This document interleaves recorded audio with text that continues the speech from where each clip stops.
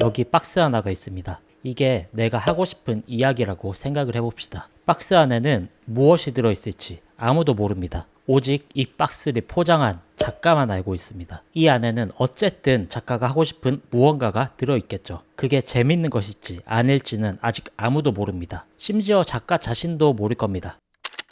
박스를 색칠해 보았습니다. 무언가 달라졌습니다. 예전엔 길에 채이도록 많은 박스였을 뿐인데 이제 색을 칠한 박스가 되었습니다. 예뻐졌죠. 이제는 예전과 다르게 시선이 조금 갑니다. 뭐가 들어있을까 조금 궁금해집니다. 이게 스토리텔링의 기본입니다. 보고 싶게 기대하게 만드는 힘. 우동이즘. 박스에 장난을 조금 쳐보았습니다. 절대 열지 마시오. 이제서야 이 박스는 매력을 가지게 되었습니다. 열지 마시오라는 말은 안 열고는 못 빼길걸 이라는 마음을 불러일으킵니다. 첫 박스, 두 번째 색만 칠한 박스에 비하면 어찌 되었건 엄청난 매력을 가진 박스가 되었습니다. 그냥 글 하나 적었을 뿐인데 박스 안의 내용을 기대하게 하는 한 줄 문장인 셈입니다. 이게 로그라인이라고 볼 수 있겠죠. 박스 면마다 키워드를 하나씩 한강, 밤섬, 표류기라고 적어 넣어서 서울 한강의 밤섬 표류기라는 로그라인에 김씨 표류기라는 영화도 만들 수 있겠죠. 탐정, 추리, 아르바이트라는 키워드를 모아서 생계형 알바 탐정이라고 하는 로그라인에 탐정은 개뿔이라는 작품도 나올 수 있습니다. 너무 명작인데 모른다면 어쩔 수 없죠. 제 데뷔작인데 그렇다면 절대 열지 마시오 라는 박스를 열어봅시다.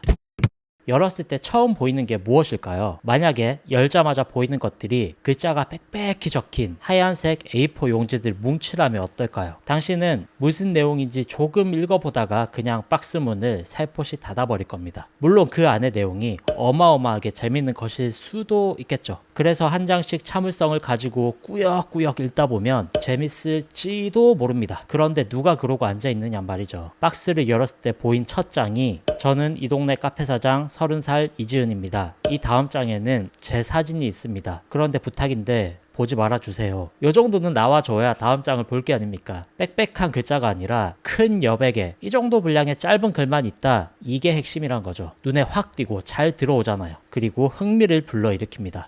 아니 동네 호프집 사장 30살 이지은 아유 사진이 있는데 다음 장은 보지 말라고? 어떻게 안 보냐고요. 바로 다음 장을 열어보겠죠. 흙먼지가 가득해서 건조한 손으로 잘 넘겨지지도 않는데 당신은 이미 손가락에 침까지 발라가며 다음 장을 넘기고 있습니다. 경고를 무시하고 보셨군요. 박스 내부 먼지는 독극물입니다. 10분 내로 해독제를 마셔야 살 수 있어요. 만약 침을 발라가며 종이를 넘겼다면 당신은 이미 중독되었어요. 해독제 위치는 아래 약도에 나와 있습니다.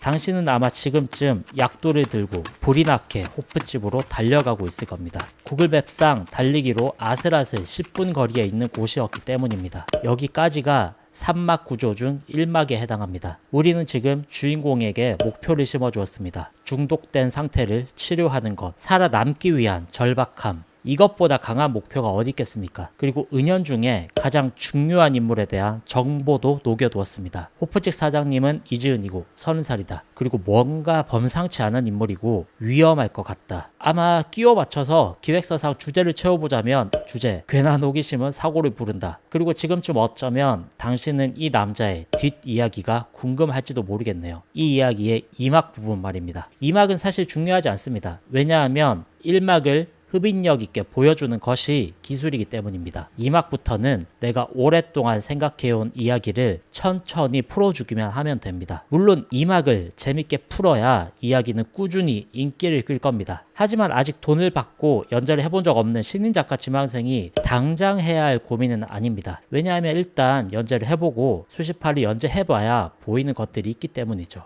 즉 지금까지 전개한 1막이 중요하다는 이야기입니다.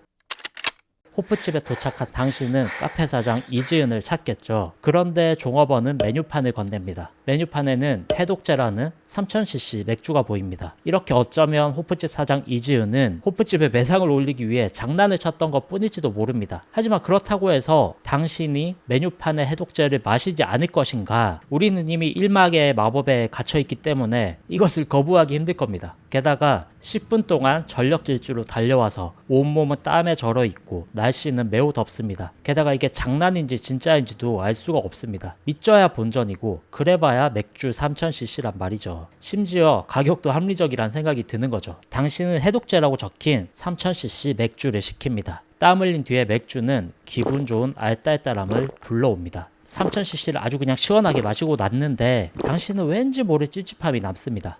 아, 그래서 내가 중독이 됐던 걸까 아닌 걸까. 하지만 이걸 굳이 독자들에게 알려줄 필요는 없겠죠. 독극물인지 아닌지 맥거핀으로 남겨둬도 되는 것이기 때문입니다. 뭐 물론 알려줘도 괜찮습니다. 그건 자유니까. 중요한 것은 인물이 목표를 이뤄냈다는 것이죠. 그때 저 멀리 취기 어린 흐린 시선 사이로 호프집 사장 이지은이 걸어옵니다. 눈을 비비고 다시 봐도 사진 속 그녀가 확실합니다. 당신 곁으로 천천히 다가온 그녀가 하는 첫마디. 맥주는 역시 칭따오가 아니라 뭐 아니라가 아니라 이렇게 하면 뭐 재밌는 맥주 CF가 되겠죠. 그런데 이야기로 이어가고 싶다면 처음 주인공의 목표였던 살아남기 욕망을 계속 자극해야 합니다. 맥주는 일시적인 해독제일 뿐이고 진짜 해독제인 양꼬치까지 드셔야 완치가 됩니다. 이쯤이면 당신은 속았다는 생각이 들어서 웃기지 말라면서 자리를 박차고 일어날지도 모르겠습니다. 그런데 우연인지 아니면 독의 기운인지 일어나는 와중에 코피가 주르륵 흐르는 거죠. 이지은은 예상했다는 듯 양꼬치를 내옵니다. 가격은 여전히 합리적입니다. 10꼬치 13,000원. 다음 회에 일단 데뷔부터 하잖아. 데뷔를 위한 가장 빠른 길을 안내한다. 우동이즘에 잘 팔리는 이야기 만들기.